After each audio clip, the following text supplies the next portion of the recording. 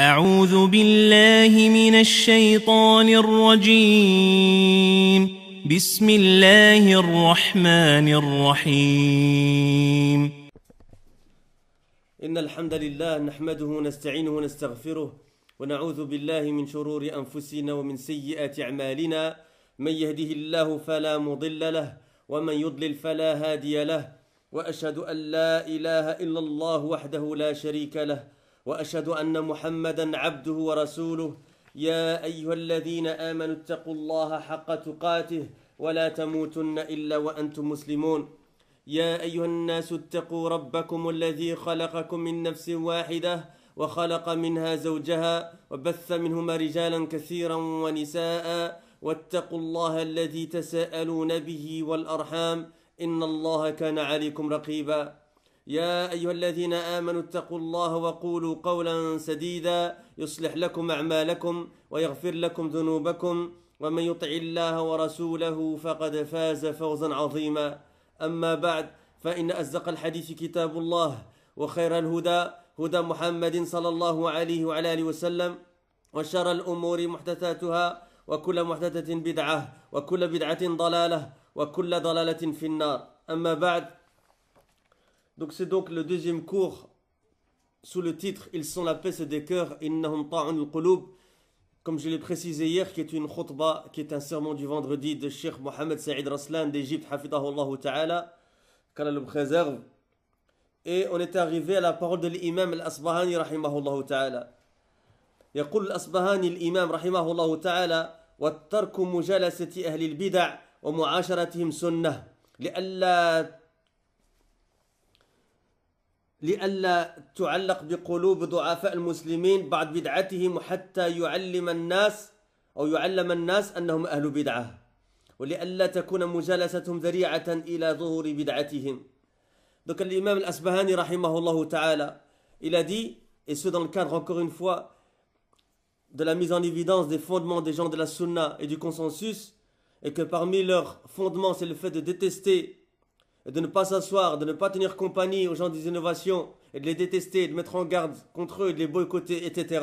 Il dit rahimahullah ta'ala, et délaisser le fait de s'asseoir et de tenir compagnie aux gens de l'innovation religieuse est une sunna, afin que ne s'attachent pas certaines de leurs innovations religieuses au cœur des faibles parmi les musulmans, et afin que les gens sachent qu'ils sont des gens de l'innovation religieuse, et afin que le fait de s'asseoir avec eux ne soit pas un moyen par lequel leur innovation deviendrait manifeste.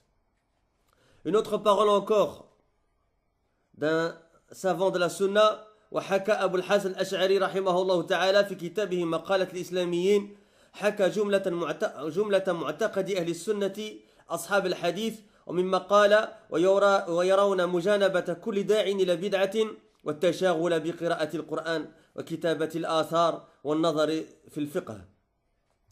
Abu al-Hasan al-Ash'ari rahimahullah, il a rapporté dans son livre qui s'appelle Maqalatul Islamiyyin l'ensemble de la croyance des gens de la sunna, les gens du hadith, et parmi ce qu'il a dit, et il voit le fait de se tenir à l'écart de toute personne qui appelle à une innovation religieuse, et il voit le fait de s'occuper à lire le Coran et à écrire les athar et à regarder dans la jurisprudence, le fiqh. Un autre savant parmi les savants de la sunna, il a un livre qui s'appelle Usul Sunna, il s'appelle Ibn Abi Zamanin.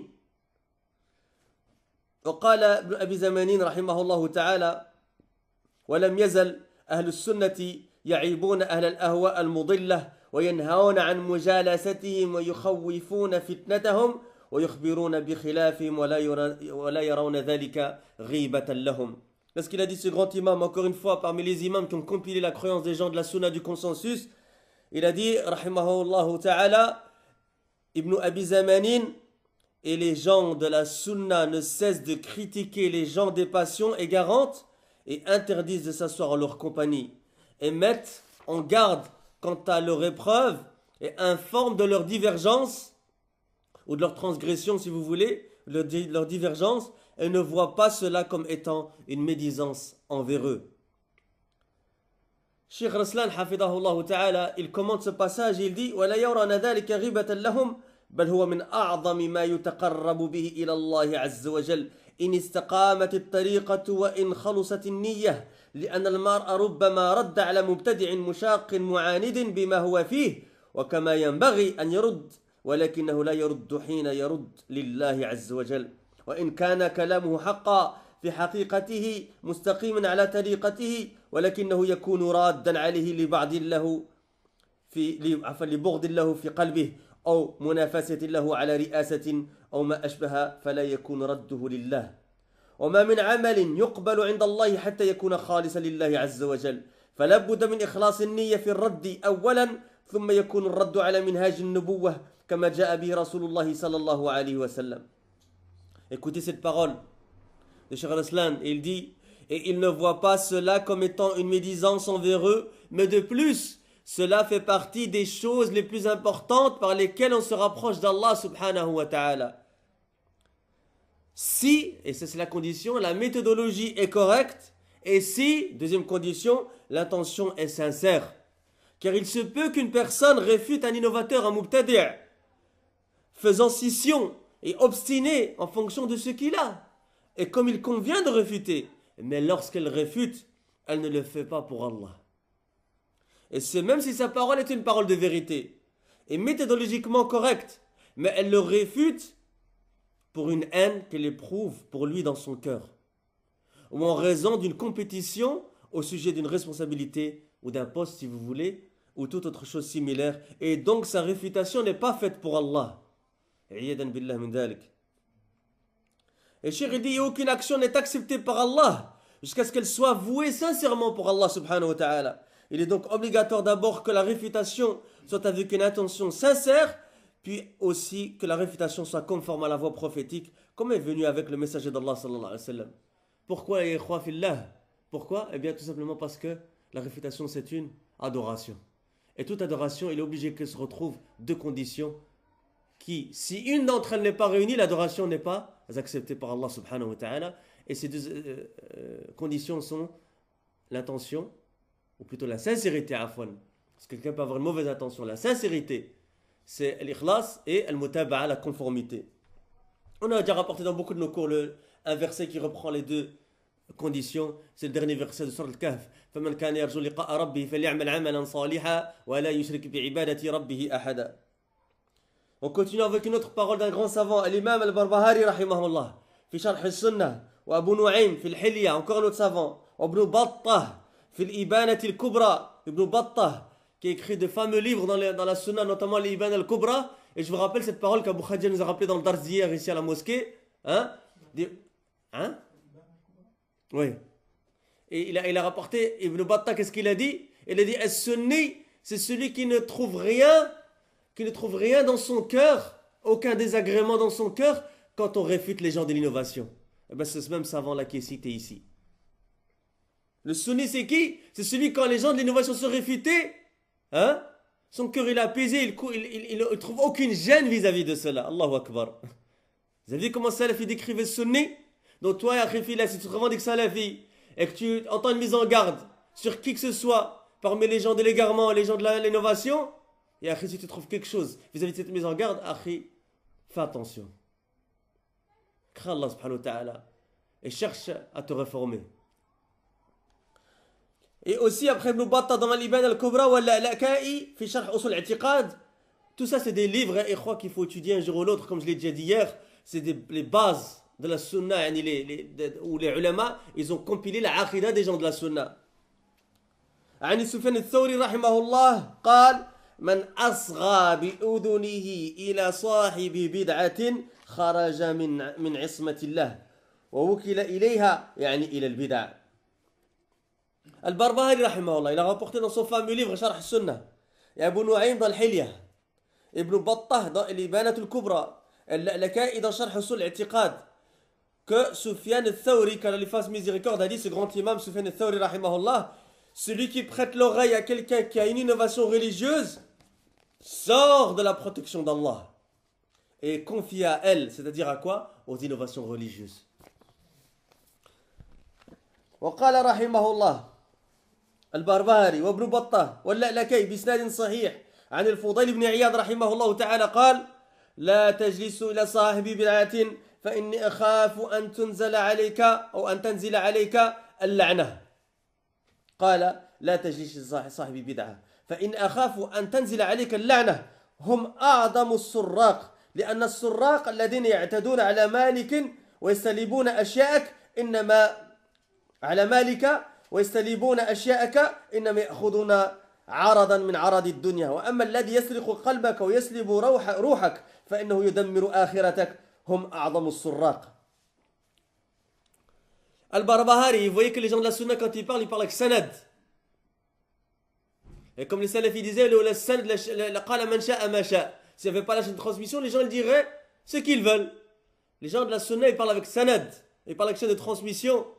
Al-Barbahari, rahimahullah, Ibn Battah, rahimahullah, Al-Laki, rahimahullah, ils ont rapporté avec une chaîne de transmission authentique. Qu'Al-Fudayl ibn Iyad, le grand imam de la Sunna, il a dit, qu'Allah lui fasse miséricorde, ne t'assois pas en compagnie de quelqu'un qui a une innovation religieuse, car j'ai peur que ne descende sur toi la malédiction. Allahu Akbar. Il dit, rahimahullah, ne t'assois pas en compagnie de quelqu'un qui a une innovation religieuse, car j'ai peur que ne descende sur toi la malédiction. Cheikh, il dit, ils sont les pires des voleurs. Car les voleurs qui s'en prennent à ton argent et te dérobent tes biens ne prennent qu'un bien parmi les biens de ce bas monde. Tandis que celui qui te vole ton cœur et te dérobe ton esprit, il te démolit ton au-delà, ta akhira. Ils sont donc les pires des voleurs. قال الفضيل بن عياض رحمه الله من أحب صاحب بدعة أحبط الله عمله وأخرج نور الإسلام من قلبه. أخرجه أبو نعيم وابن بطة واللألكائي بإسناد صحيح. Al-Fudayl, qu'Allah le fasse miséricorde, il a dit, celui qui aime quelqu'un qui a une innovation religieuse, Allah annule ses actions et fait sortir la lumière de l'islam de son cœur. Et c'est rapporté par Abu Nu'aym, Ibn Battah, Al-Laka'i, avec une chaîne de transmission authentique. وقال رحمه الله كما ذكر البربهاري وابو نعيم وابن الجوزي في التلبيس إبليس من عظم صاحب بدعة فقد أعان على هدم الإسلام ومن تبسم في وجه مبتدع فقد استخف بما أنزل الله على محمد صلى الله عليه وسلم ومن زوج كريمته من مبتدع فقد قطع رحمها ومن تبع جنازة مبتدع لم يزل في سخط الله حتى يرجع. Allahu Akbar. Regardez les paroles salaf comme elles sont fortes en ce qui concerne les gens d'innovation et l'égarement. Et il dit qu'Allah lui fasse miséricorde comme ça a été rapporté, c'est-à-dire qui? Al-Fudayl. Il a été rapporté par le Barbahari et Abu Nu'aym, Ibn al-Jawzi, dans Talbis Iblis. Celui qui glorifie quelqu'un qui a une innovation religieuse aura aidé à la démolition de l'islam. Et celui qui sourit à la face d'un innovateur aura méprisé ce que Allah a révélé à Muhammad sallallahu alayhi wa sallam. Et celui qui marie sa fille à un innovateur aura coupé sa matrice. Et celui qui suit le cortège funéraire d'un innovateur ne cessera d'être sous la colère d'Allah jusqu'à ce qu'il revienne.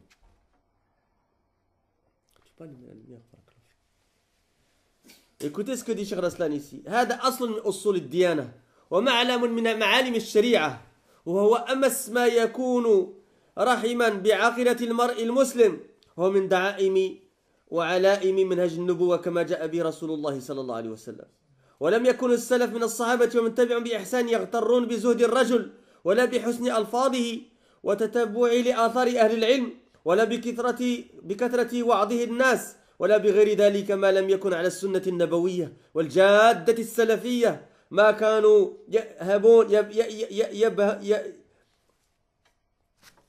يأبهون له ولا يعبؤون به بل يجعلونه وراءهم ظهرية مع التنفير من طريقته والتحذير من سلوك منهجه. Écoutez cette parole du Cheikh Raslan, hafidahullah ta'ala.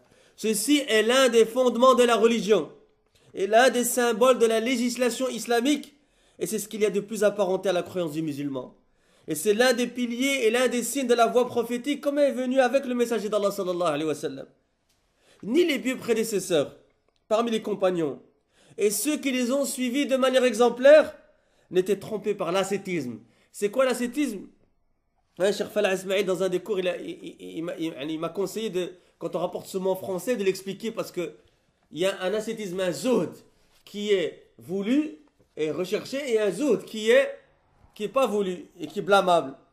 Eh bien, zoud, Cheikh Saleh Al-Fawzan, qu'Allah le préserve, dit dans son explication de Bulugh al-Maram, volume 6, page 209, à son sujet, eh bien, zoud, c'est la modicité dans le désir de quelque chose.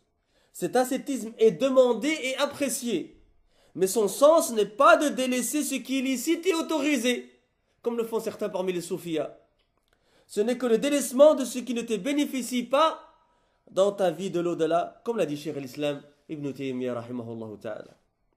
Donc je répète cette phrase, ni les pieux prédécesseurs parmi les compagnons et ceux qui les ont suivis de manière exemplaire n'étaient trompés par l'ascétisme d'un homme, ni par la beauté de ses paroles, ni par sa connaissance des paroles des gens de science, ni par la quantité de rappels qu'il faisait aux gens, ni par quoi que ce soit d'autre, tant qu'il n'était pas sur la voie prophétique et la voie salafiyya.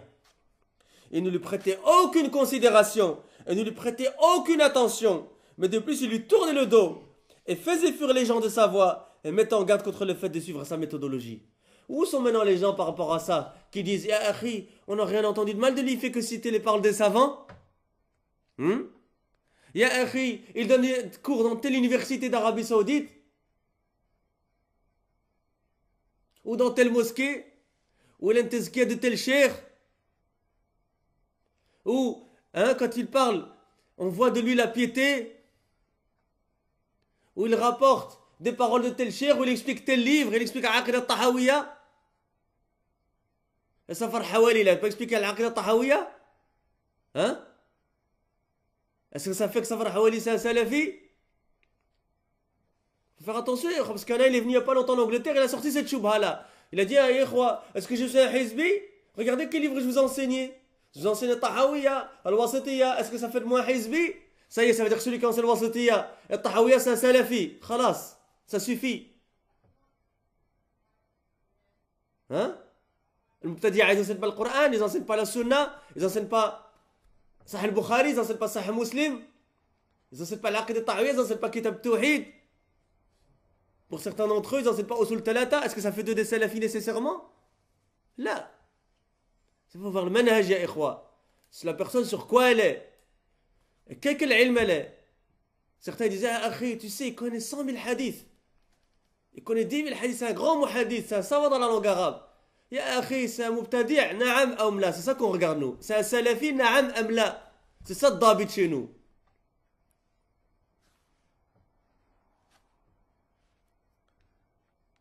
Et Cheikh il dit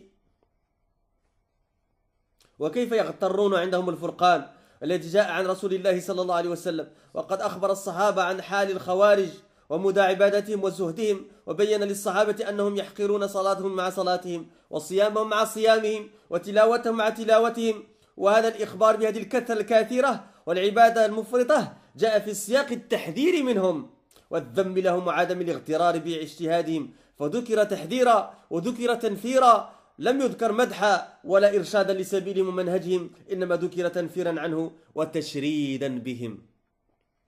Évidemment, Cheikh al-Islam il parle avec Dalil. C'est quoi son Dalil? Écoutez. Et comment pourrait-il tromper alors qu'ils ont le discernement qui leur est venu du messager d'Allah sallallahu alayhi wa sallam et qu'il a informé les compagnons de la situation des kharijites, des khawarij et de l'étendue de leur adoration, de leur ascétisme et qu'il a mis en évidence aux compagnons qu'ils déprécieraient leurs prières en comparaison de la leur, et leur jeûne en comparaison du leur, et leur récitation en comparaison de la leur. Cette information sur cette adoration abondante et excessive est dans un contexte de mise en garde. Parce que le prophète, il leur a montré, il leur a dit, regardez comme ils sont purs, regardez comme ils adorent Allah, regardez comme ils sont dans leur jeûne, regardez comme ils sont dans leur prière, regardez. Et après, il les a mis en garde contre ces gens-là. Vous comprenez? Donc ça, c'est un dalil que quoi? Il ne faut pas être dupe par l'adoration des gens. Il ne faut pas être dupe par l'ascétisme et l'adoration apparente des gens.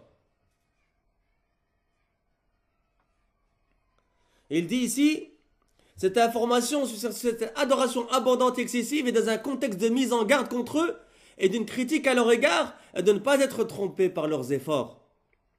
Cela a donc été dit en guise de mise en garde, et cela a été dit afin de fuir les gens d'eux. Et cela n'a pas été rapporté en guise de compliment ou afin d'orienter les gens vers leur voie et leur méthodologie. Cela n'a été rapporté qu'afin de faire fuir les gens d'eux et de les critiquer. Et ça me rappelle, il y a une histoire qui me revient à l'esprit. Je ne sais pas si vous étiez là à un des cours de Cheikh Falah Ismail, hafidahullah, qu'il a rapporté que les Sahaba, quand ils ont combattu le Khawarij sous l'étendard, sous l'émirat de Ali radiallahu anhu, qu'est-ce qui s'est passé?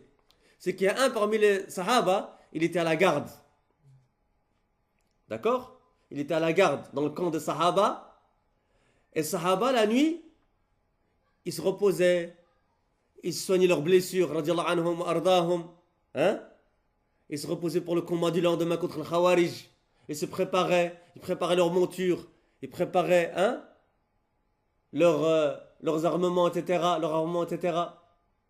Et ce compagnon, radiallahu anhu, ardah, il était à la garde et donc il faisait le tour du camp des musulmans, des Sahaba. Et qu'est-ce qui s'est passé? Il s'est rapproché du camp des Khawarij. Et il entendait le bourdonnement, un bourdonnement qui va venir de leur camp, qui était le bourdonnement de leur adoration, de leur lecture du Coran, de leur prière nocturne. Et c'est comme si ça l'avait affecté un petit peu.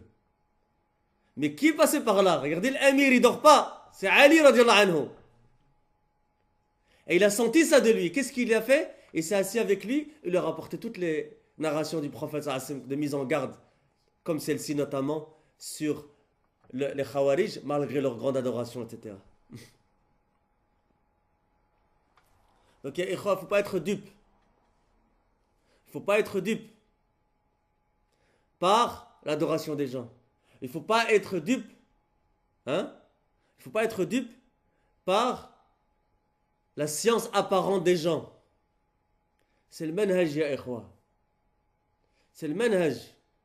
Est-ce que c'est le salafi? Na'am amla. Oui ou non? Est-ce qu'il est sur la voie prophétique? Oui ou non? Donc ne soyez pas dupes, ne soyez pas trompés par cela, jazakumullahu khairan. Et quand j'ai dit le camp des musulmans, quelqu'un qui dit qu'il a fait le takfir sur le Khawarij, même si certains ulama, ils voient quoi? Qu'ils sont kuffar ala kulli hal.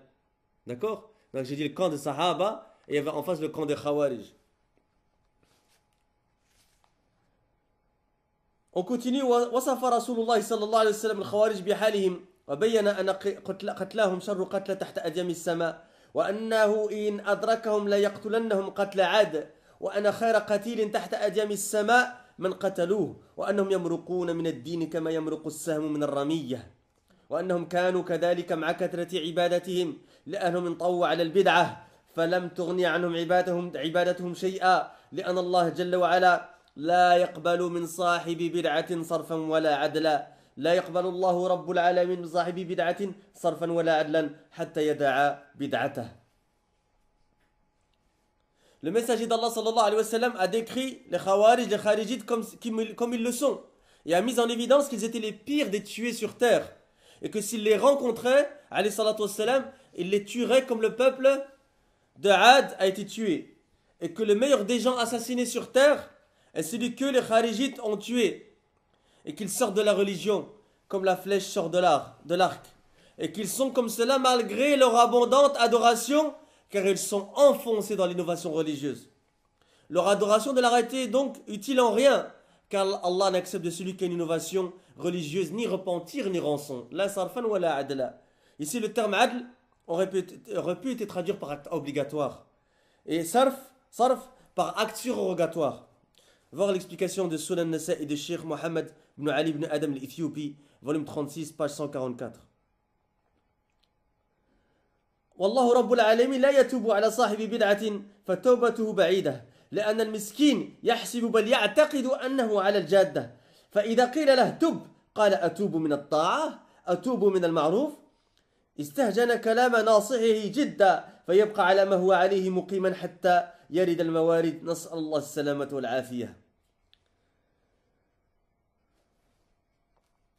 Allah, le Seigneur des mondes, subhanahu wa ta'ala, n'accepte de celui qui possède une innovation religieuse, ni repentir, ni rançon, jusqu'à ce qu'il délaisse son innovation religieuse. Après, attention, on va faire un tafsil vis-à-vis de ça, qu'on ne comprenne pas que, il n'a pas de tawbah du tout. On va voir qu'est-ce que ça veut dire dans un instant dans la parole de Cheikh Rabi' et de Cheikh Al-Masih Al-Abbad, hafidahumullah jami'an. Et dans la parole de Jamal ibn Farah Al-Harithi, hafidahullah ta'ala. Et Allah n'accepte pas de repentir de celui qui possède une innovation religieuse. Alors ici, comme je l'ai dit, il y a un point, il y a une pause à faire ici. Parce que quand j'ai lu ça, je me suis dit que ça pouvait prêter confusion. Même si la parole du shir, hein, elle est comprise par les gens de la Sunna de la bonne manière, mais il y a un tafsil à faire ici. D'accord? Alors je vous ai pris l'explication de Cheikh Jamal ibn Furah al-Harithi dans un bon livre que je vous conseille, qui a été d'ailleurs préfacé par Cheikh Saleh Ali Cheikh et d'autres savants, qui s'appelle Lammoud Dur al-Manthur. Et c'est un livre qui a compilé les narrations des salafs sur la sunna et les gens de la bid'a, etc. Pages 193 et 194. Celui qui comprend que le repentir n'est pas du tout accepté par de l'innovateur, cela est une compréhension incorrecte. Mais ce qu'il faut comprendre, c'est que l'innovateur ne commet cette innovation que parce qu'il cherche à se rapprocher d'Allah, comme il le prétend. Par cela, comment pourrait-il se repentir d'une action qu'il considère vertueuse? Contrairement à celui qui commet des péchés, qui, lorsqu'il commet une désobéissance ou une perversité, regrette ce qu'il a fait. Je vous ai rapporté un autre savant, qui est Cheikh Zayd ibn Hadi al-Madkhali hafidahullah, qui dit dans son excellent livre Al-Ajub al-Athariya an al-Masail al-Manhajiyya, page 213. Et ikhwa, j'en profite pour faire une parenthèse ici, il y a des livres que chaque salafiyya, il doit avoir à la maison. Il y a des livres qui nous ont aidés, nous personnellement, dans la compréhension du manhaj salafi. Et qui nous ont permis, bi'inillah ta'ala, de nous protéger, de mettre une muraille protectrice autour de nous contre les embûches des gens de l'innovation. Le premier livre, moi, que j'ai lu en tête, que j'ai en tête comme ça, dans ce cadre-là, des questions-réponses dans le manhaj, et dans le manhaj, c'est le fameux livre de Cheikh Jamal ibn Furah al-Harithi, qui a compilé les questions-réponses de Cheikh al-Fawzan dans le manhaj et qui les a commentées, qui s'appelle Al-Ajwibatul Mufidatu an Masail an As'ilat al-Manhaj al-Jadida. C'est un livre, ya ikhwa, qui existe depuis très longtemps. Hein? Moi, je vous parle de quelque chose qu'on a lu il y a peut-être presque 10 ans maintenant, hein? Mais qui, subhanallah, c'est le genre de livre qui clarifie beaucoup d'affaires. Al-Ajwibat al-Mufida an As'ilat al-Manhaj al-Jadida de Cheikh al-Fawzan, mais en fait c'est une compilation de Cheikh Jamal ibn Furah al-Harithi, qui est un cheikh lui-même et qui est un élève de Cheikh al-Fawzan, et qui en plus a commenté cela. Et on va référer à ce livre plus tard dans Rad sur Manhaj al-Muwazanat. D'accord? Ça c'est le genre de livre, ya ikhwa, que chaque salafi il doit avoir à la maison. Ça a été édité par Dar al-Minhaj. Un autre livre, c'est un livre qui vient d'être publié il n'y a pas longtemps, c'est ce livre de Cheikh Zayd ici. Hein? Et c'est un frère de Médine qui nous l'a rapporté, Jazallahu khairan. Il s'appelle Al-Ajubatul Athariya an al-Masail al-Manhajiyya. Plusieurs centaines de pages, ya ikhwa, que des questions-réponses dans le manhaj. Il y a d'autres livres, comme le manhaj al-Salafi de Cheikh Bazmoul, qui a été d'ailleurs traduit en anglais. Je ne sais pas d'ailleurs ce que les frères francophones ils attendent pour le traduire. À la Kolihal, on a toujours un train de retard. Hein, dans ce qui concerne le Masail al-Manhajiyya, même ces derniers temps ça commence à s'améliorer, alhamdoulilah. Et on demande à Allah qu'il nous facilite de le traduire. Le manhaj al-Salafi de Cheikh Bazmoul. Il y en a d'autres, ya ikhwa, qui ne me viennent pas en tête tout de suite comme ça, mais il y a Al-Ajuba, le livre de Al-Fatawa al-Jaliya de Cheikh Najmi en 2 tomes. Il y a un nouveau livre qui vient d'être sorti maintenant, alhamdoulilah, que j'ai pu obtenir, alhamdoulilah, qui a été compilé de Masail de Fawaid dans le manhaj al-Aqida de Cheikh Aoub al-Jabiri, un tome. Hein? D'ailleurs, il y a les ta'liqat de Cheikh Aoub al-Jabiri de Sharh Sunnah al-Barbahari qui vient de sortir aussi. Il y a Usul Sunnah de l'imam Ahmed, le Sharh de Cheikh Aoub qui est sorti aussi, alhamdoulilah. Alhamdoulilah, on a pu tous les obtenir, walillahi alhamd. Hein? Il faut obtenir ces livres-là, jazakumullahu khairan. Il y a Sharh Sunnah al-Barbahari, d'ailleurs j'ai quelques copies pour vous si vous voulez ici. Désolé pour les frères et les sœurs qui sont sur internet, mais il y a quelques copies ici. Sharh Sunnah de l'imam Barbahari de Cheikh Rabia en 2 tomes, il y a quelques copies ici. Ça c'est des livres, ya ikhwa, qu'il faut avoir. Il faut les avoir à la maison. Même si tu ne comprends pas bien l'arabe, prends-les, ya akhi fillah. Stocke-les en attendant et essaie de comprendre. Et stocke-les et apprends l'arabe. Omar ibn Khattab, qu'est-ce qu'il a dit, radiyallahu anhu wa ardah? Alaykum bil arabiyyati fa innaha min dinikum. Apprenez la langue arabe parce que, et c'est alaykum, l'obligation, car elle fait partie de votre religion. Ya akhi, si tu as quelques années de salafie derrière toi, que tu ne connais pas toujours pas la langue arabe, pose-toi la question, ya akhi fillah. Il y a un problème. Demande à Allah tawfiq. Repends-toi de tes péchés. Parce que peut-être que tu as des péchés qui t'empêchent l'ilm. Repends-toi. Reviens vers Allah subhanahu wa ta'ala. Demande à Allah subhanahu wa ta'ala. Lève tes mains, pleure. Qiyam al-layl, dernier tiers de la nuit. Demande à Allah Azza wa Jal qui t'apprenne la langue du Coran. Et on demande à tous qu'Allah Azza wa Jal nous facilite la langue du Coran et nous donne une compréhension large de la langue du Coran. على كل حال, je termine parce que c'était une parenthèse, je la ferme. Cheikh Zaid al-Madkhali hafidahullah ta'ala, il a dit dans son livre donc, que j'ai cité, Al-Ajuba al-Athariya, عن المسائل المنهجية, page 213, le sens de cela est que celui qui est sur une innovation religieuse en général ne se repent pas car il considère ce qu'il fait comme un acte d'adoration et une religion. Vous voyez l'importance d'avoir ce genre de livre à la maison? Moi quand je dois préparer ce genre de cours, je me dis mais comment je vais expliquer ça maintenant aux frères? Alors je commence mes recherches, alhamdulillah, je tombe sur ce genre de livre et je tombe sur ce genre de paroles qui clarifient ce genre de alhamdulillah, et je suis apaisé. Pourquoi? Parce que je sais qu'alhamdulillah, les frères et les sœurs ils vont partir inshallah avec la compréhension correcte de ce genre de masaïl là. On continue. Et Allah, on revient sur ce point là, et Allah n'accepte pas de repentir de celui qui possède une innovation religieuse. On a compris maintenant ce que cela veut dire. Se repentir est donc loin car le pauvre, il pense et même il croit qu'il est sur la vérité. Et si quelqu'un lui disait repens-toi, il répondrait me repentir d'un acte d'obéissance, me repentir de ce qui est convenable. Il désapprouverait énormément ce qu'il lui dit celui qui le conseille et resterait sur ce qu'il est sans changer jusqu'à ce qu'il revienne aux sources, et nous demandons à Allah subhanahu wa ta'ala le salut et la sécurité. Je continue les frères ou pas? Est-ce que vous avez du son toujours sur internet?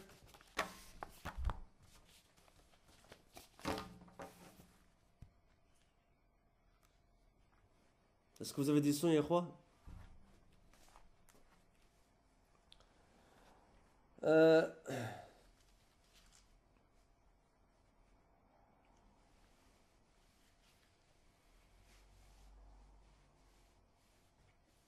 فهم الصحابة رضي الله عنهم عن النبي صلى الله عليه وسلم فلم يغتروا بحال الخوارج لما ظهروا ولم يغتروا بمقالهم بل أدركوا مواطن التلبيس في كلامهم فلما رفع الخوارج شعارهم وقالوا لا حكم إلا لله قال علي رضي الله عنه كلمة حق أريد بها باطل.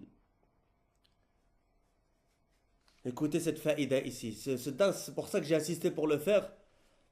Parce qu'il est plein d'enseignements, ya ikhwa. Les compagnons, qu'Allah les agrée tous, ont compris le prophète sallallahu alayhi wa sallam et n'ont pas été trompés par la situation des Khawarij lorsqu'ils sont apparus. Parce qu'ils avaient l'ilm. Et vous comprenez pourquoi Cheikh Al-Uthaymin dit toujours, rahimahullah, que la protection contre le shahawat, c'est taqwa. La protection contre les désirs et les passions, c'est quoi? C'est la crainte d'Allah subhanahu wa ta'ala. Et la protection contre les ambiguïtés shubuhat, c'est l'ilm, la science.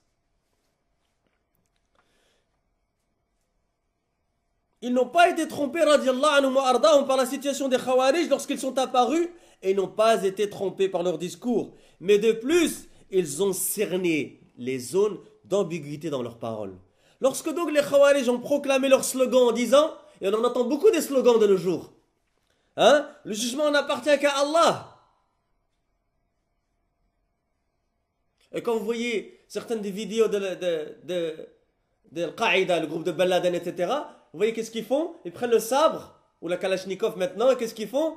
Hein, ils la lèvent, et ils mettent le mushaf dessus, hein, ils la lèvent et ils crient quoi? Innil hukmu illa lillah. Innil hukmu illa lillah. Exactement comme les Khawarij faisaient à l'époque.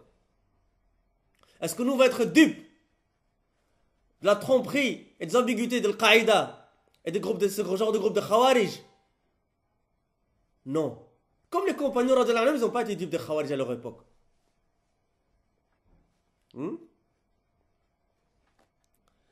Lorsque donc les Khawarij ont proclamé leur slogan en disant le jugement n'appartient qu'à Allah, Ali radiallahu anhu, qu'est-ce qu'il a dit? C'est une parole de vérité par laquelle ils veulent quelque chose de faux. Allahu Akbar.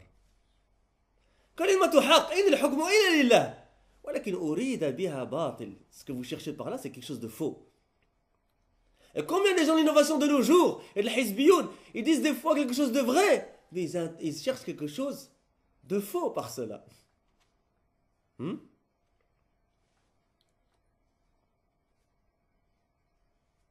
Et réfère pour les frères qui étaient là peut-être l'autre nuit quand il y a un débat ici à la mosquée avec un frère qui prie avec nous mais qui appelait à la mosquée de Hizbiya, qui répondait des ambiguïtés, etc. Et regardez, Allah il a fdah parce qu'il s'est retrouvé devant les frères et devant les frères douat, etc., devant tout le monde et il a dû s'expliquer. Walillahi alhamd. Qu'est-ce qu'il répondait comme ambiguïté? Oui, Abu Khadija, c'est pas un savant. C'est vrai. Mehdi, c'est pas un savant. Naam, c'est vrai. Mais qu'est-ce que tu cherches par là? En sachant qu'il n'a pas parlé sur moi, il a parlé juste sur Abu Khadija. Qu'est-ce que tu cherches par là? Tu cherches à attaquer le manhaj de la personne, ya khifillah. Tout le monde sait que c'est pas un savant. C'est notre frère et il fait da'wa ici, mais on sait très bien que c'est pas un savant. Mais qu'est-ce que tu cherches par là? Tu cherches pas à établir quelque chose qui est connu de tout le monde. Toi, quand tu vas chez des jeunes convertis et tu vas chez des nouveaux, etc., tu leur dis ça. Qu'est-ce que tu cherches par là? Tu cherches à attaquer le manhaj de la personne et à couper le lien entre ces frères-là et leurs enseignants. Ça me rappelle exactement. C'est vrai ou pas? Kalimatu haq urida biha batil. C'est vrai, naam, on sait très bien que c'est pas un savant. Mais pourquoi tu le dis? Ouais, Hassan Abou Asma, c'est pas un savant, akhi. C'est pas un cheikh. Naam, on sait très bien. Sulman Hayiti, akhi, c'est pas un savant. Naam, on sait très bien. Suleiman Godloupi, c'est pas un savant. Naam, on sait très bien. Mais qu'est-ce que toi tu cherches par cela? Qu'est-ce que toi tu cherches par cela? Tu cherches à attaquer le manhaj et la da'wa de ces gens-là. Ne soyez pas dupes, ya ikhwa. Ne soyez pas dupes, jazakumullahu khairan.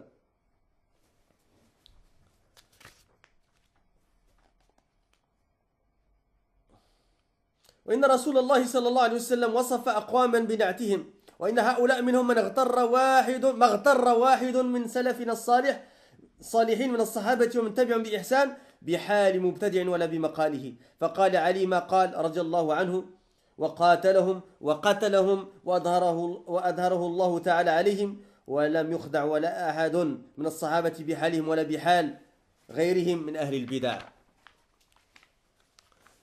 Ali radiallahu anhu, le messager d'Allah sallallahu alayhi wa sallam, pardon, a décrit des gens par leurs caractéristiques. Et ceux-là en font certes partie. Personne parmi les plus prédécesseurs, parmi les compagnons, ceux qui les ont suivis avec excellence, ne s'est laissé tromper ni par la situation d'un innovateur dans la religion, ni par son discours. Ali radiallahu anhu, qu'Allah l'agrée, a dit ce qu'il a dit, et les combattit et les tua, et Allah le fit vaincre contre eux. Personne parmi les compagnons ne fut trompé par la situation de ceux-là, ni par la situation d'autres parmi les gens de l'innovation religieuse. Écoutez cette narration que vous connaissez certainement. جاء يحيى بن يعمر وحميد بن عبد الرحمن الحميري إلى عبد الله بن عمر رضي الله عنهما فأخبراه عن حال القدرية الذين يقولون الأمر أنف وإنه لا قدر إلى غير ذلك من مقولاتهم الباطلة وأظهروا هذا الأمر يعني القدرية بالبصرة. فقال لما سأل ابن عمر رضي الله عنهما إنه ظهر قبلنا أقوام يقرؤون القرآن والخوارج يحقر الصحابة تلاوتهم مع تلاوتهم والقدرية يقرؤون القرآن ويتقفرون العلم أي يطلبونه ويتتبعونه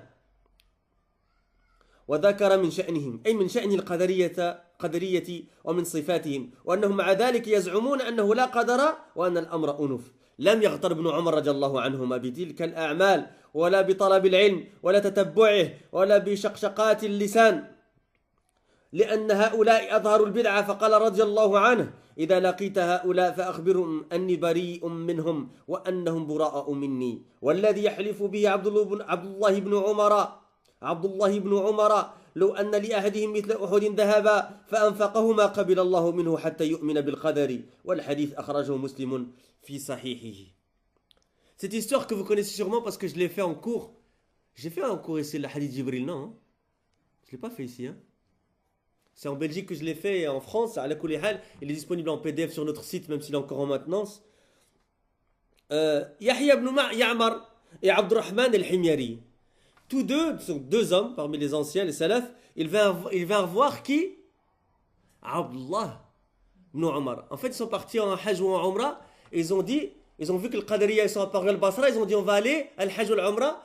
et on espère trouver quelqu'un parmi les compagnons. Et Allah il leur a facilité qui quand ils sont rentrés dans le haram? Abdullah ibn Omar, radiallahu anhuma.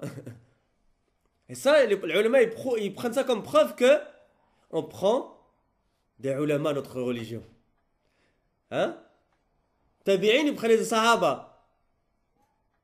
Et on prend des akabir, on prend des grands.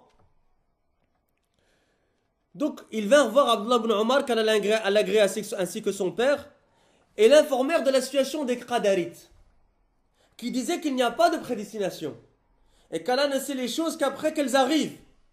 Et d'autres paroles encore parmi les fausses paroles. Et qu'ils manifestèrent cette chose, c'est-à-dire les qadarites à Basra, en Irak maintenant. Lorsqu'ils questionnèrent Ibn Omar, qu'Allah l'agrée ainsi que son père, ils ont décrit le qadariya. Ils ont décrit. Il y a des gens, ils sont comme ceci, ils prennent l'ilm, etc. etc.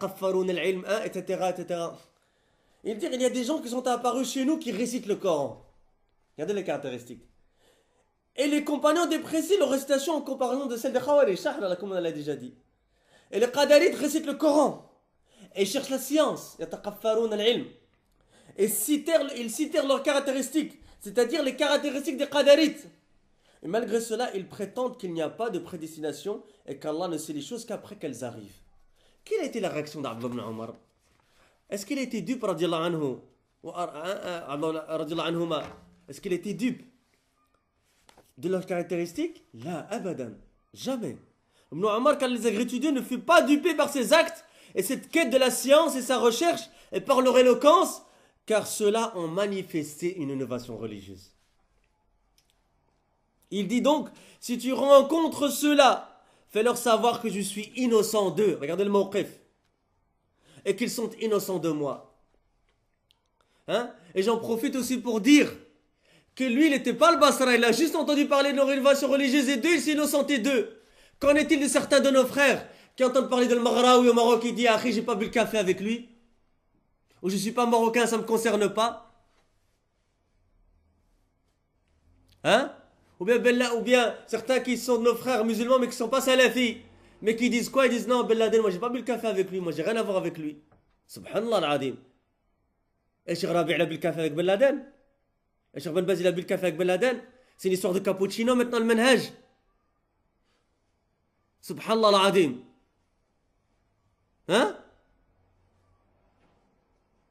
Regardez le salaf, ils étaient à Basra et c'est innocenté directement d'eux. Je suis innocent d'eux et ils sont innocents de moi. Regardez le mawqif de salaf.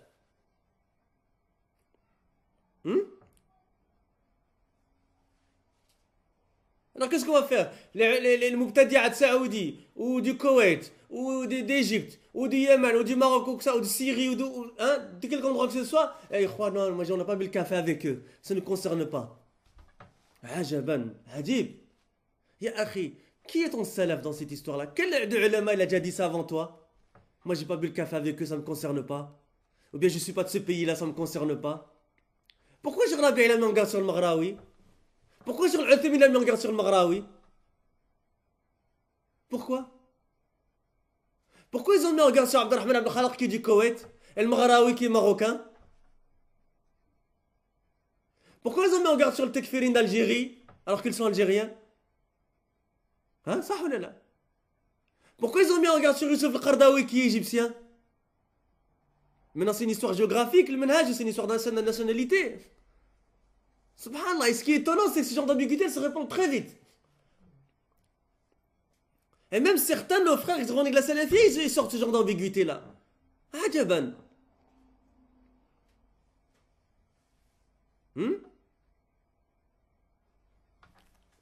Écoutez Abdullah ibn Omar. Et que celui qui veut suivre le Sahaba, eh bien qu'il écoute cela et qu'il le mette en application. Et ça je rappelle la phrase qu'il a dit à Abu Khaja hier, il a dit une phrase très juste. Il a dit, le salafi c'est pas comme une feuille morte comme ça que le moindre vent il amène d'une rue à l'autre. Ici il a fait référence à la mosquée Hizbiyya qui est pas loin de la nôtre. Mais nous on dit la même chose. Subhanallah, il y a des gens, ils sont salafis, alhamdulillah. Il y a une ambiguïté qui arrive, khalas, hop, ils sont avec elle. Directement. Subhanallah al-Adim. Il faut apprendre le manhaj. Et après, vous le mettre en application. Même si c'est quelqu'un qui s'affile à la da'wa salafia qui le dit. Et même tu devrais, si toi tu écoutes ses cours ou quoi que ce soit, tu devrais lui faire nasiha. Dis akhi fillah, tout ce qu'on a connu toi, tu nous as pris le manhaj, tu lui dis c'est ça, c'est faux ce que tu as dit akhi fillah. Et s'il veut pas, khlas.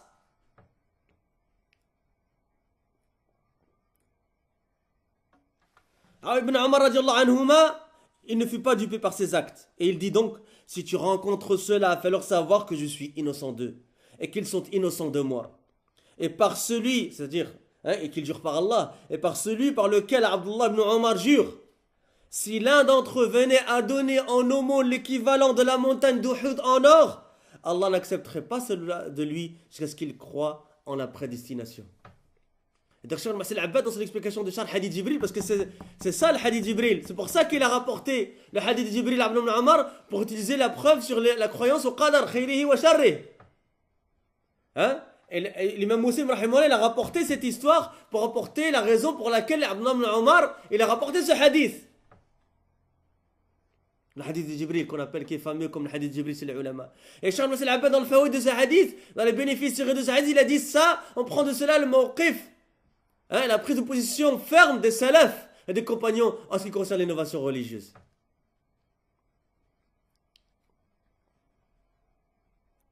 Et c'est rapporté donc par Muslim dans son authentique. Leur adoration ne leur sert à rien. لا تغني عنهم عبادتهم شيئا ولا يغني عنهم اجتهادهم شيئا ولا وعظهم يغني عنهم شيئا ما داموا على البدعة فإن استقاموا فالقليل يجزئ واليسير مجزئ والبركة فيه حينئذ لأنه على جادة رسول الله صلى الله عليه وسلم. Écoutez encore une fois cette parole qu'il faut écrire avec de l'encre dorée, de l'encre d'or. Leur adoration ne leur sert à rien, leur effort ne leur sert à rien, et leur discours ne leur sert à rien tant qu'ils sont sur l'innovation religieuse. S'ils sont sur la droiture, peu leur suffirait. Ça me rappelle une parole des salafs qui disait Al-iqtisad ala sunnah khayrun min ijtihad ala al-bid'ah. L'économie sur la sunna est meilleure que l'effort dans la bid'ah. Parce que si c'est peu, même sur la sunna, alhamdoulilah, c'est accepté. Il y a le baraka, comme dit le cheikh ici, il dit s'ils sont sur la droiture, peu leur suffirait et il y aurait la bénédiction car ils seraient sur la voie du messager d'Allah sallallahu alayhi wa sallam. قال البربهاري رحمه الله في شرح السنة واعلم رحمك الله أن العلم ليس بكثرة الرواية والكتب إنما العالم من اتبع العلم والسنن وإن كان قليل العلم والكتب ومن خالف الكتاب والسنة فهو صاحب بدعة وإن كان كثير العلم والكتب لا تغترن بأحد أحد حتى تضعوا على المحك على الكتاب والسنة بفهم الصحابة ومن تبعهم بإحسان فإن استقام حاله فبها ونعم عين وإن لم يستقم حاله فاجعله دبر أذنيك وراءك ظهريا ولا تلتفت إليه ولا تعرج عليه ولا أضلك وإلا أضلك وحرفك عن الصراط المستقيم. Al-Barbahari rahimahullah, qui a écrit dans Sharh Sunnah, et il dit d'ailleurs dans Sharh Sunnah, sache qu'Allah te fasse miséricorde, que la science n'est pas le nombre de narrations et de livres. Le savant n'est que celui qui suit la science et les sunan, et ce même s'il a peu de science et de livres. Et celui qui transgresse le Coran et la Sunna est quelqu'un parmi les gens de l'innovation, et ce même s'il a beaucoup de science et de livres. Il y en a un jour, il a essayé de sortir d'ambiguïté ici à la mosquée sur Cheikh Obeid Jabiri, un frère. Il a dit, Cheikh Obeid, je ne le considère pas comme les kibars. Parmi les kibars. Déjà, t'es qui toi pour dire ça? Tu te prends pour Charles Fawzan ou quoi? Hein? T'es qui toi pour dire ça? Toi, la mahala laka min al-i'rab. T'as aucune fonction d'analyse grammaticale, aslan. Hein? C'est une expression pour dire t'as rien à voir, tu ne prends même pas en considération ce que tu dis de toute façon. Pourquoi? Vous savez pourquoi il a dit ça? Cheikh Obeid Jabiri, il n'a pas beaucoup de livres. Allah hawla wa la quwwata illa billah. Cheikh Obeid Jabiri, c'est un cheikh qui est aveugle. Comment tu veux que Cheikh Obeid Jabiri il écrive un livre? Et en sachant que le temps il l'a rendu mensonger. Pourquoi? Parce que les livres de Cheikh Obeid ils sortent beaucoup. Parce que, alhamdulillah, Cheikh Obeid, il a des élèves, alhamdulillah. Hein? Les mashayikh, ils les considèrent. Moi, j'ai assisté à une daura en 2003 avec Cheikh Obeid Jabiri, on a fait quelques livres avec lui. Il y avait pas mal de mashayikh qui étaient là. Le seul qui parlait, c'était Cheikh Aoub el-Jabiri. Qui était là? Cheikh Falah Ismail. Cheikh Ben Ramzan al-Hajiri. Cheikh Mohamed al-Anjari. Cheikh Issa Saleh. C'est un cheikh que vous ne connaissez pas qui est à Bahreïn. Hein? Il y en a un autre qui était là mais qui a dévié. Hadahullah, je préfère même pas citer son nom. On cite son nom, comme ça on met en garde sur lui. On cite son nom. C'est Fawzi, qu'on appelle Athari, mais qui est plus Athari, qui est Fawzi al-Haddadi. Hein? Fawzi al-Bahreini, que je connaissais d'ailleurs personnellement, subhanallah. Hein? Quand je lui téléphonais ou que je le voyais, il me reconnaissait directement. Alhamdulillah, quand les ulama ont parlé sur lui, on l'a délaissé directement. Alhamdulillah. Hein? Et maintenant il critique Cheikh Rabi', il critique le Mashir, il dit qu'ils ont l'Irja, il critique Cheikh l'Albani, etc. Hein? Sallah al-Tabat. Qu'Allah le guide. Subhanahu wa ta'ala. Hein? Qu'Allah le guide. Eh bien, tous ces Mashirs-là, ils étaient assis et c'est Cheikh Obeid qui parlait.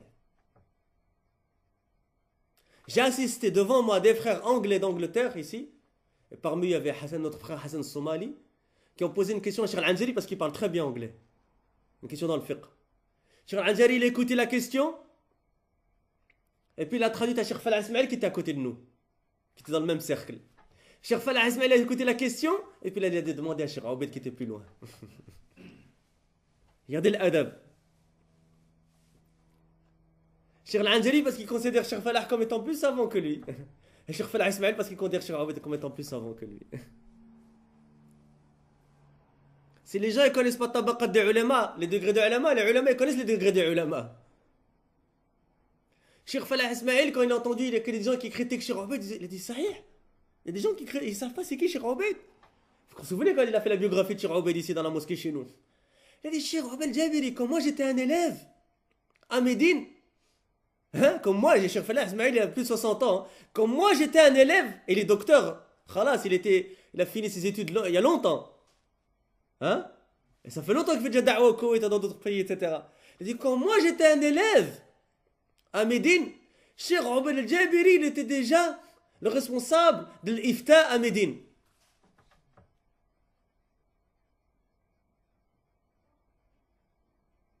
De l'Ijna Da'ima et de l'ifta. À cette époque-là, qu'est-ce qu'on va dire aujourd'hui, Ikhwa?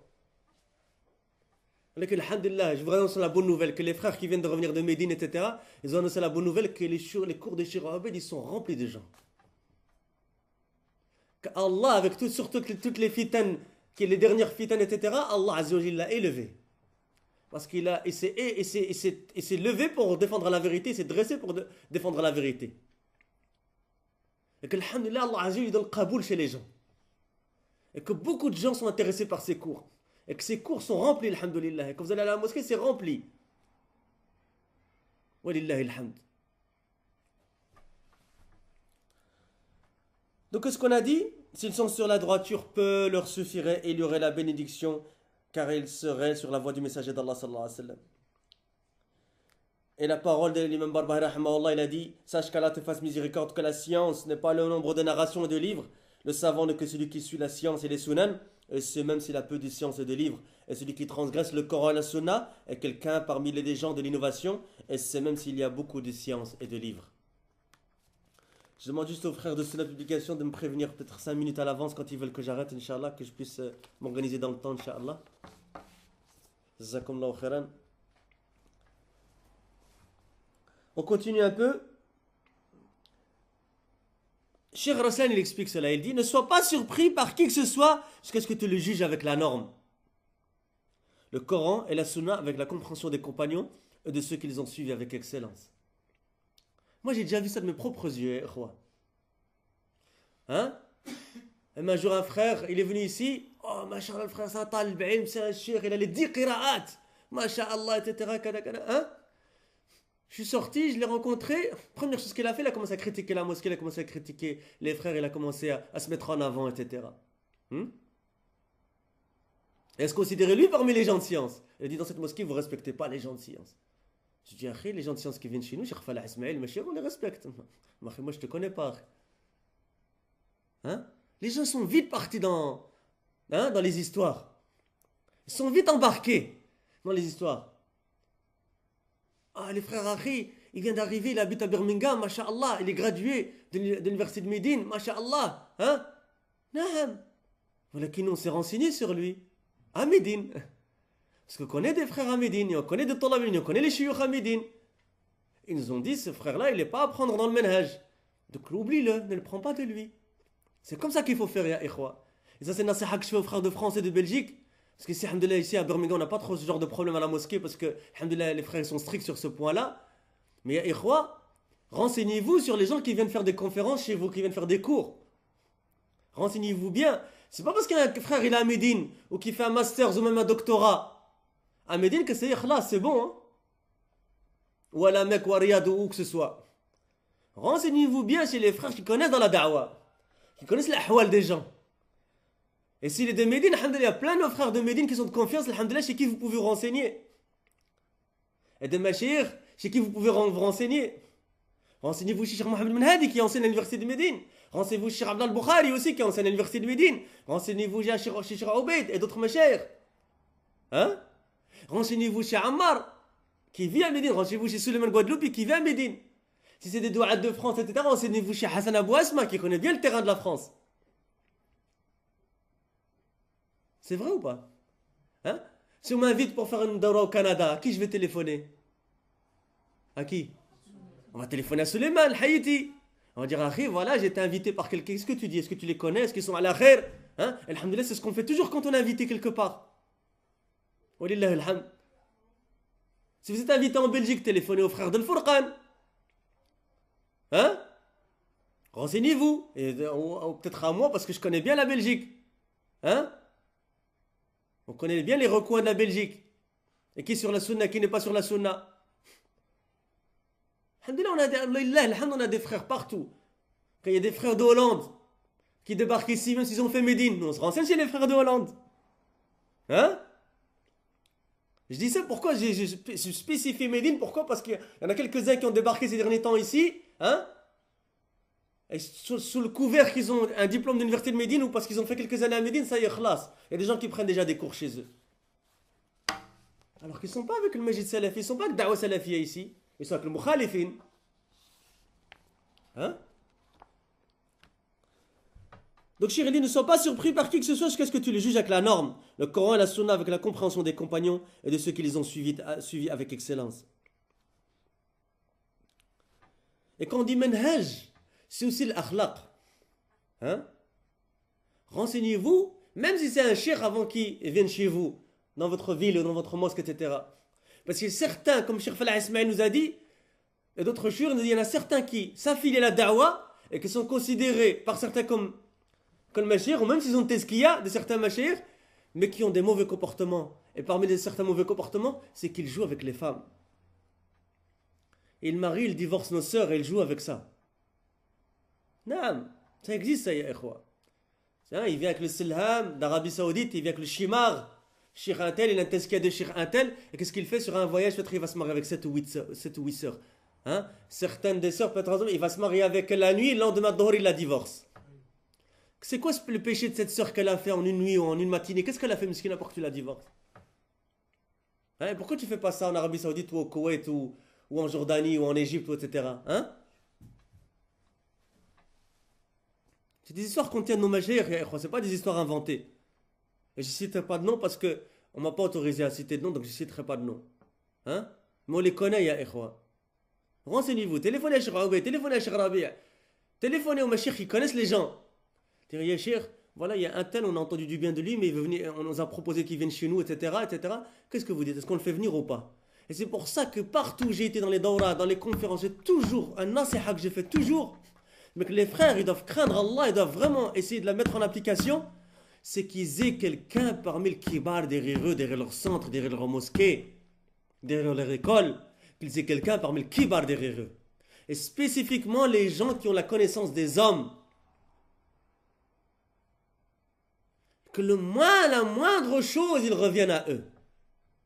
La moindre chose. Et c'est pour ça où il est l'hamd. Ba'da fadillah azza wa jal. Hein?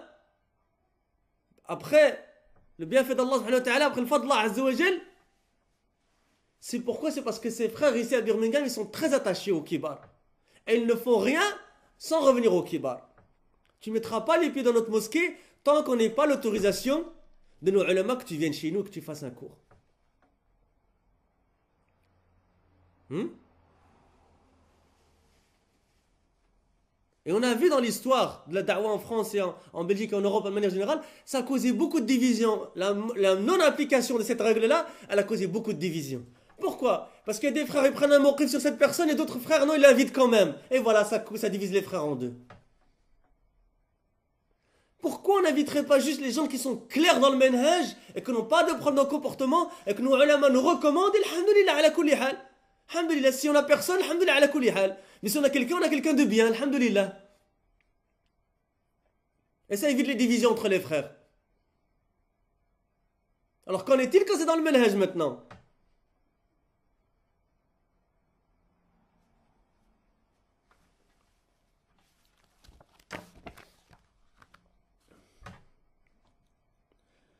S'il est sur la droiture, alors tant mieux, quel plaisir. Et s'il n'est pas sur la droiture, alors donne-lui le dos et ne te retourne pas vers lui et ne t'arrête pas auprès de lui, ou sinon il t'égarera et te fera dévier du chemin de droiture.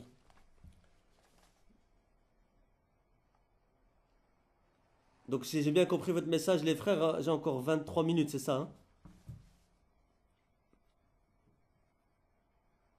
Ok, barakallahu fikum.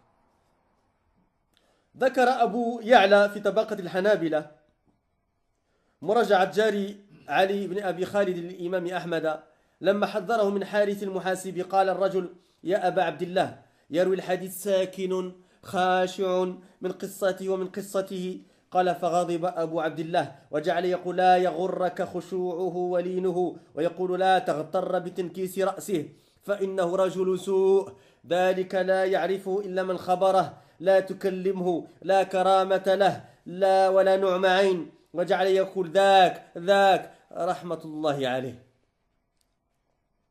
Abu Ya'la a rapporté dans Tabaqat al-Hanabila que le voisin de Ali ibn Abi Khalid a consulté l'imam Ahmad lorsqu'il le mit en garde contre le Harith al-Muhasibi. L'homme il dit oh Abu Abdillah, c'est-à-dire qu'il est l'imam Ahmad. C'est sa kunya, Abu Abdillah. Il rapporte le hadith, regardez, hein, regardez, il rapporte le hadith avec calme et dévotion, etc., etc. Il dit oh Abu Abdillah. Il dit Abu Abdillah, l'imam Ahmad, il a dit il était furieux. Il dit en étant furieux que sa douceur et sa dévotion ne te trompent pas. Il dit ne sois pas trompé par l'abaissement de sa tête, car c'est un mauvais homme. Celui-là ne le connaît que celui qui ne le connaît bien.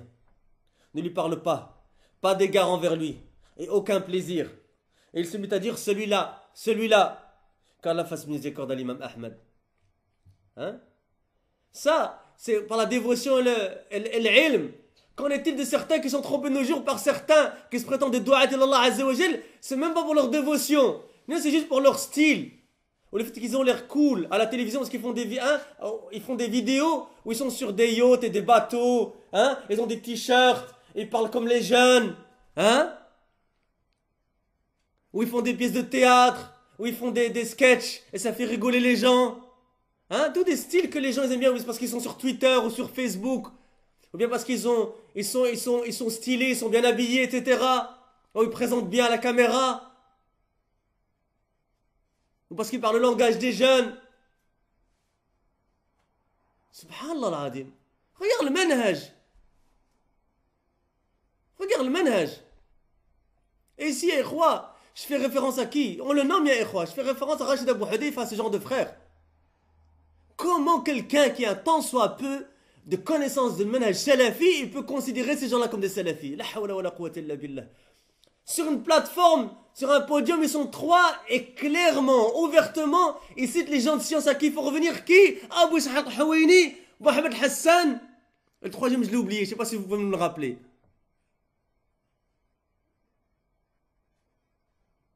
Ça doit être sur Mohamed Hussein Yaqoub, si je me trompe, ça doit être un de la bande, de toute façon. Hein? Mohamed Hassan, il a dit, les gens, les ulama, Cheikh Rabi, il dit, quand il était salafi, pourquoi il sort de la salafia, aslan? Quand il a été déjà salafi, pourquoi il sort de la salafia? Il n'a même pas été salafi, c'est quelqu'un qui est sauté par les gens de l'innovation à Muqtadi'. Regardez juste sa position par rapport aux révolutions qu'il y a eu dernièrement, vous allez tout comprendre. Subhanallah al-Adim. Regardez leurs références. Regardez avec qui ils font des conférences. En Belgique et en France et ailleurs. Est-ce qu'ils sont avec les gens de la Sunna ou ils sont avec les Ikhwan Muslimin comme Mustafa Qatsit, Rachid Haddash et ce genre de personnes-là, et Adil Jetari, ce genre de personnes-là, dont leurs références, je les connais personnellement parce que j'ai vécu à Bruxelles pendant plus de 30 ans. Ils citent Youssef Al-Qardawi, c'est ça leur référence. Mohamed Hassan, Mohamed Hussein Yaqoub, Abou Ishaq Al-Hawaini, Sayyid Qutb, Mohamed Mouzen Abidine Sourour. Hein? Est-ce que ces gens-là, nous va les écouter? Et vous voyez d'ailleurs que dans leur discours, ils font tout pour mettre un doute sur la salafia et sur l'affiliation à la salafia. Alhamdulillah, on les a réfutés, alhamd. Hein? Et sur les salafis, comment ils les dénigrent. Et comment ils essaient de les décrire de manière, hein, à ce que les gens les dénigrent et se moquent d'eux et ne les considèrent pas et ne les respectent pas, etc. Et comment ils se comportent vis-à-vis du Sharh wa Ta'dil. Et comment ils se comportent vis-à-vis des réfutations des ulama. Hein? Et sa parole qu'il a dit, Akhi Ben Laden, j'ai pas bu le café avec lui. Encore une fois, le ménage, c'est une histoire de cappuccino, de macchiato, c'est ça le problème. Hein? C'est comme ça que c'est ça la balance chez nous, dans le ménage. Et après lui se revendique de Cheikh Ben Baz, etc. Cheikh Ben Baz il a mis en garde sur Ben Laden. Et ouais, mais en garde aussi alors. On va voir qui suit Cheikh Ben Baz maintenant. En sachant que ces gens-là ils mentent sur l'ulama. Il y a une vidéo qui tourne de Cheikh Abdel Aziz Cheikh sur internet où la traduction elle est mensongère. Où on l'a retraduite et on a prouvé avec des fatawas du site officiel de Cheikh Abdel Aziz Cheikh que ce sont des menteurs sur l'appellation de la salafiyya. Et il y a des sœurs, surtout des sœurs, on a entendu surtout des sœurs qui écoutent ce genre de personnes-là ou qui regardent ce genre de personnes-là. Ah, ils parlent bien, ils présentent bien. Et ukhti taqillah fi nafsik. Crains Allah subhanahu wa ta'ala. Et aussi que les frères, ils prennent leurs responsabilités et qu'ils empêchent leurs femmes de regarder ce genre de personnes et d'écouter ce genre de personnes. Subhanallah al-Adim. Comment quelqu'un peut se répandre comme ça chez les sœurs? Peut-être chez les sœurs qui ne sont pas salafiyates, on peut comprendre parce qu'elles n'ont pas de usul, elles n'ont pas de qawa'id. Mais nos sœurs à nous, nos sœurs salafiyates, qui se revendiquent de la da'wa salafiyya, elles aussi, elles commencent à regarder ce genre de personnes-là et écouter ce genre de personnes-là. Subhanallah al-Adim.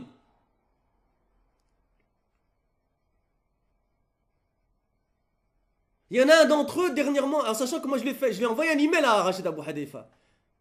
Pour pas qu'il dise non, parce que c'est pas une condition de faire nasiha, de la réfutation, mais je l'ai fait quand même parce que je sais ce qu'il dit. Et il n'a jamais répondu.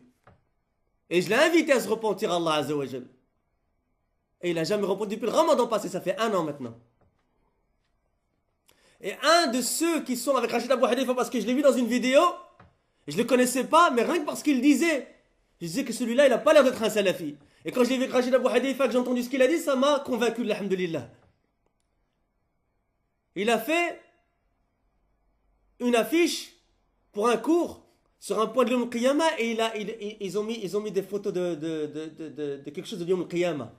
Je me souviens plus si c'était des flammes ou quelque chose comme ça, etc. Et je lui ai envoyé un email pour lui faire un nasiha, je lui ai dit ça c'était kiff l'umur l'akhira. Tu ne peux pas dire donner un comment aux choses de l'akhira. Hein? Il a essayé de jouer avec les paroles, etc. Alors là, je l'ai réfuté. Elle dit, oui, Inch'Allah, je t'amènerai. Je lui dis, donne-moi, qui sont tes salafs?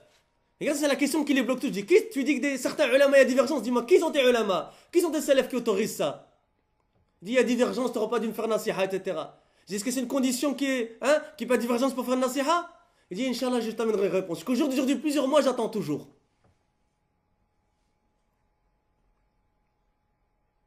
Ils sont indépendants des ulama, ces gens-là. C'est ça le caractéristique. Je lui dis, qui sont tes salafs? Il n'a jamais répondu jusqu'au jour d'aujourd'hui.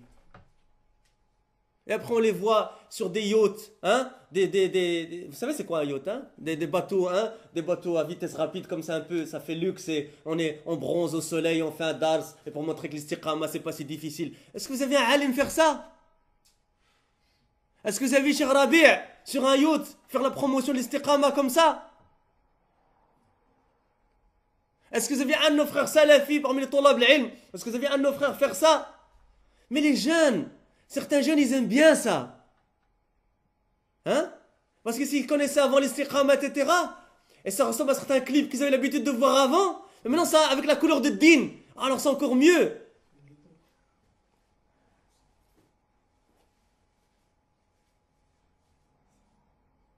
Subhanallah al-Adim. Et après, on les voit plonger, on les voit nager, on les voit rigoler, etc. Subhanallah al-Adim. Et peut-être qu'il y a même certaines de nos sœurs, j'espère pas, qui regardent peut-être ça. Hein? C'est cette da'wa. Comment tu plonges d'un rocher? La hawla wa la quwwata illa billah. Les gens ont besoin de tawhid, les gens ont besoin de sunnah, les gens ont besoin de clarification. Rien quelqu'un qui se respecte, même s'il n'a pas beaucoup d'ilm, rien qui voit ça, ça devrait lui suffire. Et après tu les vois dans d'autres vidéos sur un cheval. Et vous rigolez, il y a des choses vraies qu'on a vues de nos propres yeux, Naam. Avec des anachid, etc. et kada, et cheikh un tel, et cheikh un, il s'appelle Shuyukh, masha'Allah. Ilyas Azouaj, Rachid Abou Hadayfa, etc. Ilyas Azouaj, il va Rachid Abou Hadayfa. Ilyas Azouaj, c'est un salafi, demandez au frère de Bruxelles, nous on le connaît. Il dit ouvertement le Qardawi, hafidahullah, il est avec les Ikhwan musulmans, etc. Tu les vois dans les manifestations pour la Palestine, etc. Subhanallah al-Adim. Les gens, ils veulent absolument qu'ils soient salafis, même s'ils ne le sont pas. Même si certains d'entre eux réfutent l'affiliation de salafis, non, ils veulent qu'eux soient salafis. On parle comme ça avec un peu de rage et un peu de qawwa. Pourquoi? Parce que c'est des choses qui sont pas c'est pas du jeu, c'est un din ça. C'est un din. C'est un din. Wallah alhamd. Allah les expose de plus en plus.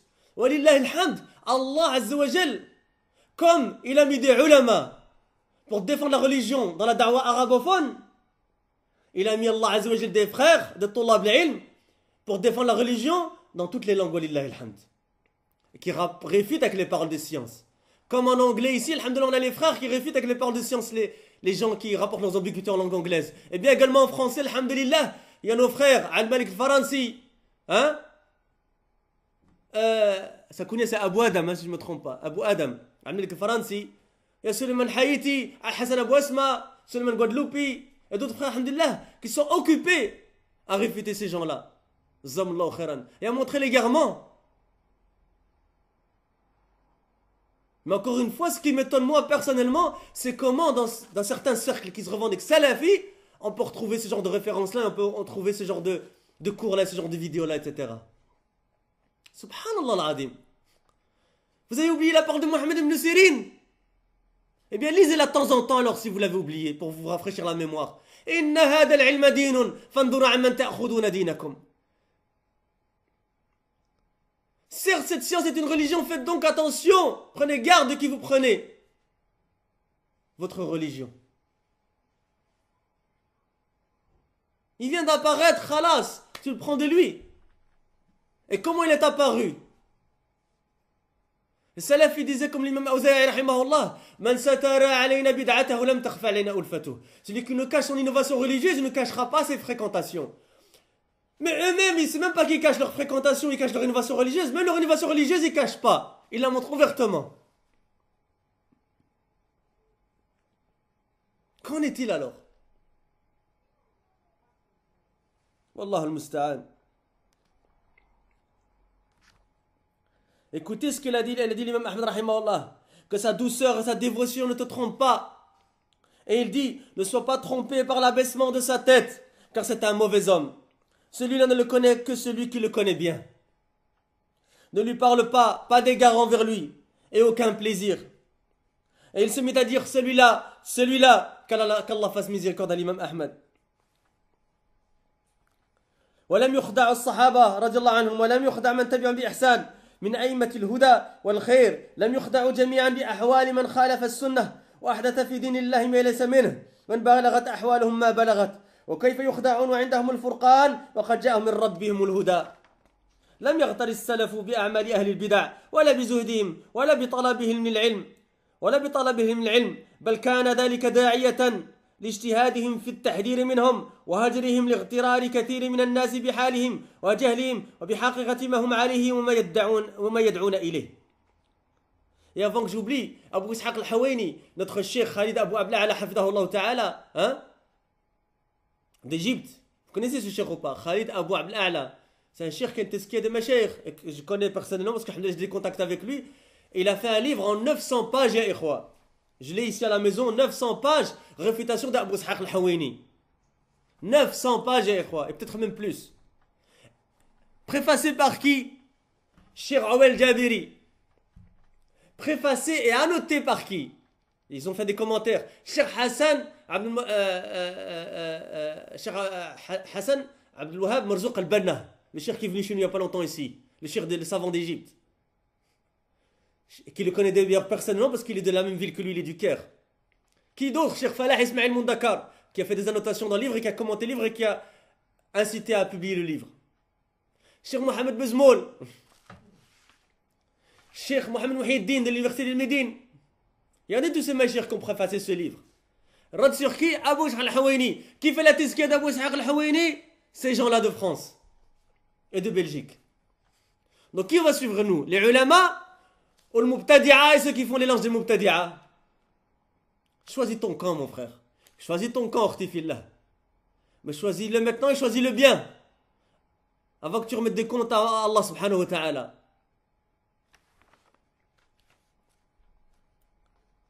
Donc on a dit quoi? Et les compagnons, que Allah les agrée tous, ne furent pas trompés. Et ceux qui les ont suivis avec excellence parmi les imams de la guidance et du bien n'ont pas été trompés. Nul d'entre eux n'a été trompé par les situations de ceux qui transgressent la sunna et innovent dans la religion, ce qui n'en fait pas partie, et ce, quelle que soit leur situation. Comment pourraient-ils être trompés alors qu'ils ont le discernement et que la guidance leur est venue d'Allah subhanahu wa ta'ala? Les pieux prédécesseurs n'ont pas été trompés par les actions des gens de l'innovation religieuse, ni par leur ascétisme, ni par leur quête de la science. Mais au contraire, cela les incitait à faire encore plus d'efforts dans la mise en garde contre eux et dans le fait de les boycotter, et en raison du fait que beaucoup de gens ont été trompés par leur situation et leur ignorance de la réalité, de ce sur quoi ils sont et de ce à quoi ils appellent. Les étudiants en sciences islamiques, au temps où ils étaient nombreux sur terre, Cheikh il dit. Et on va peut-être continuer, on a encore 8 minutes, jusqu'à la fin de la première khutbah, parce qu'il y a 2 khutbahs dans une khutbah de Jumu'ah, hein. Et peut-être qu'on laissera le reste de la deuxième khutbah pour des cours suivants. Je ne sais pas si les frères sont d'accord dessus notre publication. Il dit وَلَمْ يَلْتَبِسْ عَلَى طُلَّابِ الْعِلْمِ مَا كَانَتْ الدُّنْيا تَمُوجُ بهم صنيع الأئمة فلم يخلط طلاب العلم بين ترجمة الرجل وجرحه ثم خلف من بعدهم خلوف اتبعوا أهواءهم وتنكبوا سبيل سلفهم وجانبوا الصراط المستقيم وقاموا على بنيات الطريق فخلطوا بين ترجمة الراوي وجرحه وأتوا بالموازنات فضلوا وأضلوا وحادوا عن الصراط المستقيم نسأل الله أن يهدينا إلى الرشد والطريق القويم إنه على كل شيء قدير وصلى الله وسلم على نبينا محمد وعلى آله وأصحابه أجمعين. Cheikh al-Islam il termine hafidahullah ta'ala cette première khutbah en disant: comment pourraient-ils être trompés alors qu'ils ont le discernement et que la guidance leur est venue d'Allah? Les pieux prédécesseurs n'ont pas été trompés par les actions des gens de l'innovation religieuse, ni par leur ascétisme, leurs autres qu'on a déjà définis, ni par leur quête de la science.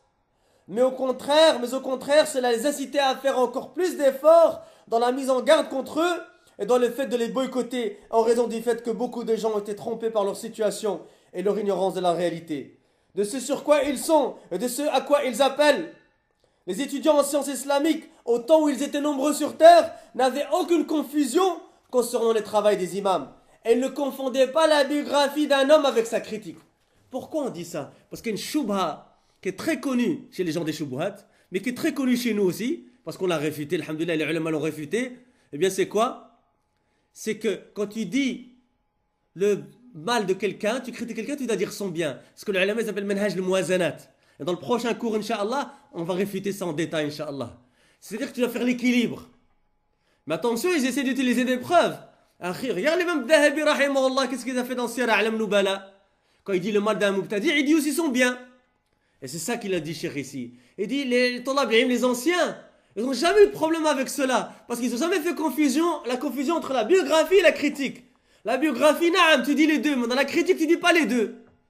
Comme on va le voir, Inch'Allah, dans le prochain cours, Cheikh Jamal ibn Furah al-Harithi, hafidahullah ta'ala, qui est à Riyad et qui est l'élève de Cheikh al-Fawzan, dans son annotation du livre de Cheikh al-Fawzan, des questions-réponses que j'ai citées tout à l'heure, la Juba al-Mufida, page 49 à 60, il fait 11 pages de réfutation, Cheikh al-Fawzan et Cheikh Jamal ibn Furah al-Harithi, 11 pages de réfutation sur cette règle-là de Muazanat.